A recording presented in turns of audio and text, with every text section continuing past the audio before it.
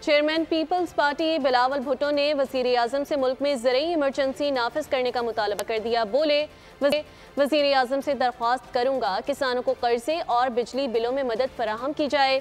وزیر اعلیٰ پنجاب اور ان کی انتظامیہ بھرپور محنت کر رہی ہے، ماننا چاہیے مریم نواز محنت کر رہی ہیں، قصور کے عوام اور کسانوں کے مسائل سننے کا موقع ملا ہے۔ BISP کے ذریعے متاثرہ علاقوں میں مالی مدد پہنچانا ضروری ہے۔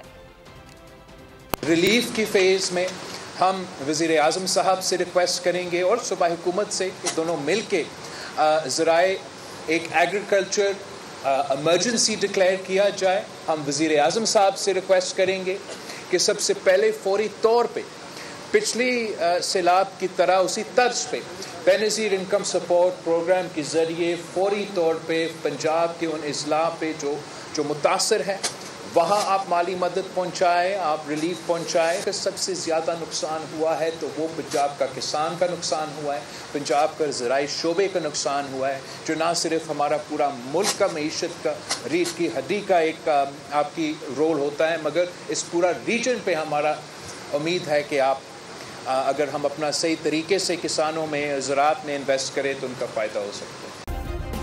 سبسکرائب کریں اور بیل دبائیں تاکہ کوئی خبر رہ نہ جائے۔